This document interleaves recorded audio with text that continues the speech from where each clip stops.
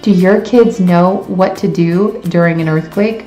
An earthquake is incredibly scary, an incredibly jolting experience, figuratively and physically. I have had this idea for an article and a vlog for a long time. I decided to make a video because I want you to see how it works in real life. I want you to see what my children look like when we're doing our earthquake drill. So keep watching. At the end of the video, you'll see my kids at the time of the video, 5, 2, and 1. I've worked in local government in various capacities for about 14 years.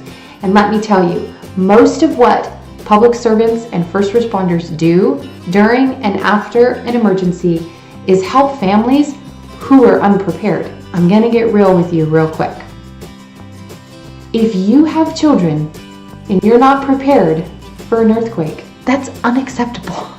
Unacceptable. It's not the government's job to protect your family in an emergency. It's not FEMA's job to make sure that your household is prepared. Parents, it's your job. Those agencies are there to help those who are unable to help themselves for whatever reason. Let's not waste resources on families who are just lazy and unprepared. Sorry if that was too harsh, but let's get to it. During an earthquake, the first thing parents do is they run. They run to where their children are. It's the natural instinct. It's deep into our very being to get to our babies. And I can't promise I won't do the same thing.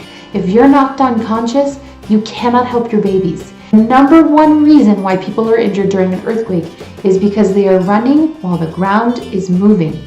I don't care how athletic you are, how much CrossFit you've done, you're running full speed in a panic. When the earth is moving, you'll fall. It's just what's gonna happen. Step one, make it fun. Make it fun. Earthquake preparedness drill, how incredibly boring does that sound? It doesn't have to be. This is how I do it in my family. Find a phrase or a character that works for their personalities and whatever stage of life that they're in right now. For instance, in my family, I use the term rabbits in the hole. Rabbits in the hole is a term that a lot of caretakers across the state of California and other states will use. Some teachers will tell stories of little baby bunnies running into a hole during an emergency, and that's how the mama bunny keeps them safe. Wanted to use the same terminology because if my children ever hear that in another situation, in a school, they will understand what to do. I also have all boys, which means that they really love Transformers. Transformers all the day, all the time. So I've added a twist to this. Sometimes I'll yell, rabbits in the hole, transform. Or sometimes I'll say, rabbit mode, and they know what that means. Step 2, practice, practice, practice. Don't tell me you don't have time to practice for this. I know you do. It doesn't have to take very long. It takes my family about 4 to 5 minutes to run through the drill. We add emergency drills to our weekly family night activity rotation. Well, I'm not saying we do emergency drills once a week because we're not weirdos. We do family night once a week. So every once in a while, we will insert an emergency drill into family night. Step 3, give the older kids more responsibility. As they grow up, you can share more details with them, show them where the emergency kit is, engage them in the process of protecting themselves. My oldest son is the typical firstborn. He loves systems, he loves structure, and I wanted to play on that character. And I told him that if there was ever an earthquake, mommy would be the commander, but he would instantly be promoted to my earthquake captain. He wants to be a captain so bad. Pick whatever term, you don't even have to use terms. For me, this is how I'm getting my oldest engaged. Finding a safe place. This is probably the most challenging part, and it will happen before you talk to the kids. I want you to do all of this logistics in your head and not with your children. The point is not to scare the tar out of them. Each room, you need to find a safe place. Every room will be different. This is how to find a safe place in each room. You want to find an interior wall away from a window or away from anything that could fall on top of it. You also need to look for desks or a heavy table. Now, you need to be careful. You can't just pick any table. The table cannot have glass on it or something that would be designed to break away. 3, it needs to be away from windows. During an earthquake, you can imagine that a lot of glass breaks.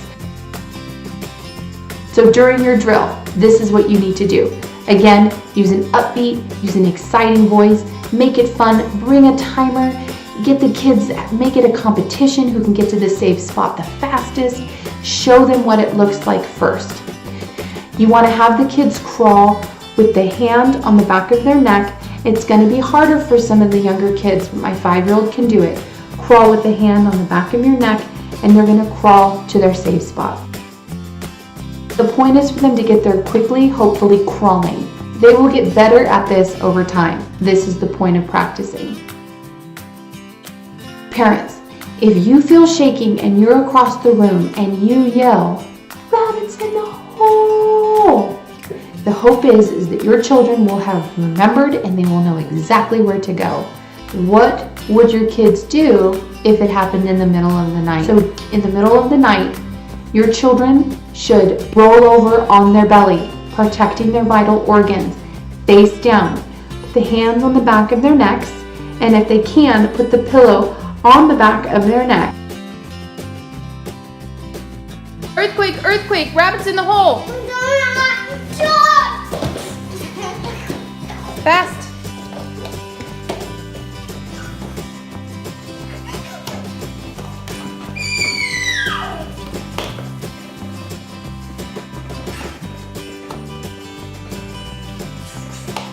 We have this.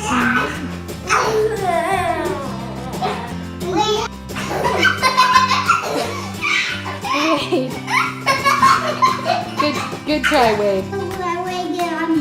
Good job, boys. That's good work. That's good work.